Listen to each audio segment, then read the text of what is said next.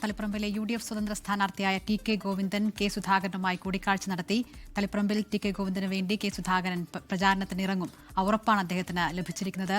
അജീഷ് ജയകുമാർ കണ്ണൂരിൽ നിന്ന് വിവരങ്ങളുമായി ചേരുകയാണ്. അജീഷ്, പ്രാദേശിക കോൺഗ്രസ് നേതാക്കൾക്കിടയിൽ ചില അതൃപ്തി TK ഗോവിന്ദന് പിന്തുണയ്ക്കുന്നതുമായി ബന്ധപ്പെട്ടുണ്ട്. ഈ സാഹചര്യത്തിലാണോ കെ സുധാകരന്റെ ഒരു പിന്തുണ ഉറപ്പാക്കാനുള്ള ഈ നീക്കം?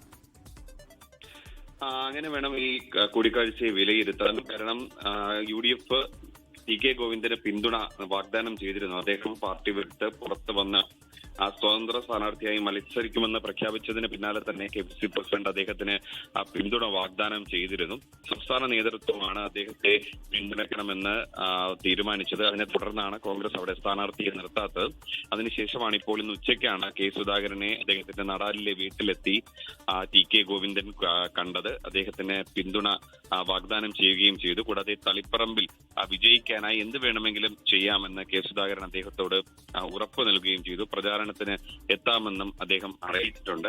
ഒരാഴ്ച മുൻപ് വരെ രാഷ്ട്രീയമായി രണ്ട് ചേരികളിൽ നിന്ന വ്യക്തികൾ കൂടിയാണ് TK ഗോവിന്ദനും കെ സുധാകരനും. എന്നാൽ രാഷ്ട്രീയ കാലാവസ്ഥ മാറി മറിഞ്ഞപ്പോൾ ഇരുവരും ഒരു പക്ഷത്തെത്തി. ഇപ്പോൾ TK ഗോവിന്ദൻ കെ സുധാകരനെ കണ്ട് പിന്തുണ തേടിയിരിക്കുന്നു. അദ്ദേഹത്തിന് പിന്തുണ വാഗ്ദാനവും ചെയ്തു. അല്പസമയം മുമ്പായിരുന്നു ഈ കൂടിക്കാഴ്ച നടന്നത്. എന്തായാലും പ്രചാരണ പ്രവർത്തനങ്ങളുമായി TK ഗോവിന്ദൻ മുന്നോട്ട് പോവുകയാണ്. പത്രിക നൽകുന്നതിനെ കുറിച്ചിട്ടുള്ള കാര്യങ്ങളും ഇപ്പോൾ ആലോചിക്കുന്നുണ്ട്.